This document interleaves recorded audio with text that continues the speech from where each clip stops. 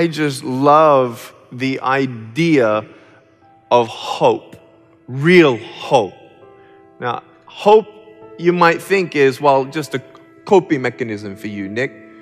But heaven is real, just as miracles are real. Well, if miracles are real, then where are your arms and legs? Well, my answer is I have a pair of shoes in my closet in case he says yes. Because I've seen 12 miracles. I can look you without flinching in the eyes and saying, I've seen blind people seeing, deaf people hearing, lame people walking. I've seen crooked backs come straight, skin diseases fall off bodies. But yet I remember when I was a kid, when I was 6 years old, watching how the last days of my 27-year-old first cousin died of bowel cancer. Even though I pleaded for God to keep him alive, God took him where? Home. There is a place called heaven, whether you see it or not. That doesn't change the existence of God's ultimate plan for our life. What is that plan? In Jeremiah, he says that there is a plan. God has a plan. Sometimes we're like, can I suggest a plan B? That's what I was doing, because heaven didn't seem real to me at times because I didn't see it. Some people think I only have 1 foot just because they see only 1 foot, but I have a little second one right here, and it's always there. God's presence is always there. If you call upon the name of the Lord, you shall be saved and healed and redeemed. I don't know if God's going to give me arms, legs in this lifetime, but I'll tell you just one quick story of why I have joy in my life. Thank God for my parents, first of all, and my family for loving me through that. But 8 years ago, I was here in this area speaking at a church, and a little boy with no arms, no legs was in the crowd. The father held him up, 19-month-old little Daniel Martinez, no arms, no legs, little foot just like me. And I'm like, wow, that's so cool. We're going to wrestle later on. I got the father to bring him up on stage, and everyone was looking at him and people were crying. I looked at him. He's looking up at me with his big brown eyes and a big smile. When I looked at him, I remembered when I was at school, when I was getting teased, when I was getting bullied, when I felt alone, when I was broken, when I was depressed, to the point of an attempted suicide at age 10. I tried to drown myself in our family bathtub because I felt alone. I felt worthless, and I felt life was pointless. If there is no point to my suffering, then if God's not going to relieve my suffering, then I'll do it myself. But by the grace of God, I did not go through with that because of the love of my parents. But I thought one way of really seeing a miracle would be if God would send a limbless man to my school and talk to all these kids about bullying. That would have changed my life. That would be classed in my eyes as a miracle. Well, when you don't get a miracle, you can still be a miracle of God for someone else. It's that 15-foot radius around you, the people you come into contact with. People notice my smile. People notice when I look them in their eyes, they're like, what's a guy without arms and legs smiling about? Well, I love God, and He has set me free. The only cure to death is resurrection, and because I believe I'm living forever and ever and ever, not that just heaven is real, but Jesus is real to me now. He carries me when I cannot walk. And if God can use a man without arms and legs to be His hands and feet, then God can use you too. If God used my broken pieces, then God can use your broken pieces. If God caused a lame woman to walk in India in front of me, He can cause you to walk if you cannot walk. But let me tell you about the love of God for a second. This old woman in India, she looked about 144 years old. I mean, she couldn't close her mouth because she was that weak. She looked at me. She was trembling like this. And through a translator, we spoke to her. Where were we in India? In the red light district of brothel houses, 150 brothel houses where 10-year-olds are kidnapped and sold by their parents sometimes for $700. Forced into sex slavery. That's where we were going to preach the gospel. And we went into a home, and this old woman was sitting down on the floor.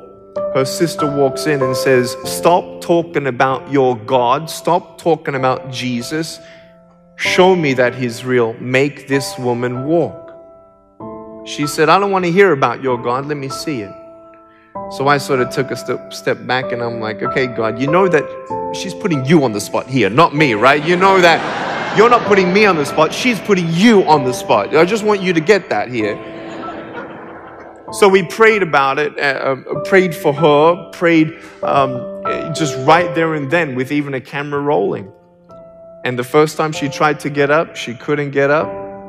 She was trying to stretch her legs out. She hadn't walked for 4 years. She's never left that front door for 4 years. They carry her to the restroom. Her sister was saying that she was dying. Now, we prayed again. She got up all by herself. She started jumping up and down. It was a miracle. But here's the miracle, who that woman was. That woman wasn't just any woman.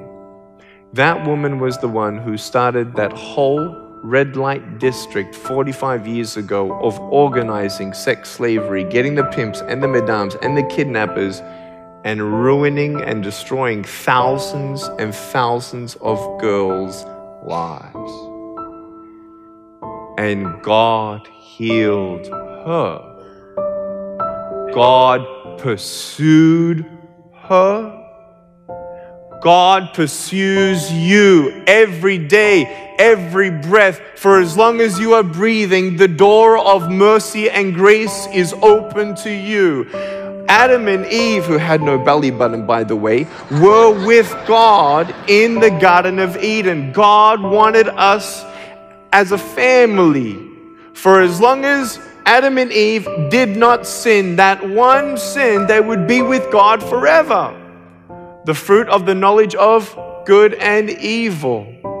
As soon as they sinned, God couldn't be in their presence because He is God. He is holy. God is the Alpha and Omega, the beginning and the end. He created the universe. He created everything we see and we don't see. Who am I to say, "Hey, God, you owe me an explanation for this"? He's God. Who am I? Who am I that I could demand, "Hey, God, please tell me what you're going to do with me and then I'll trust you"?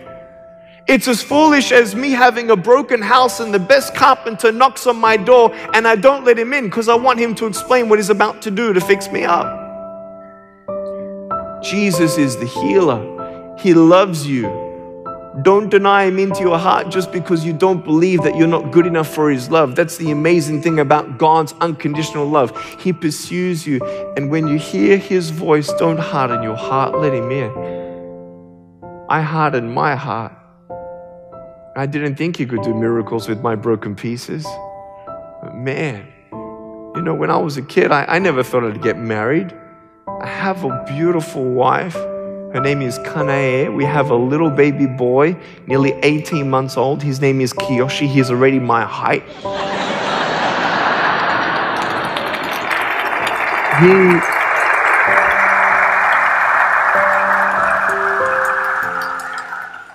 You know, I used to be worried about how am I going to hold my wife's hand when I was a kid. Would I ever get married? Would I ever have a job? When my parents saw me, the doctor said I'm not going to be able to walk. They had no idea what God's vision was.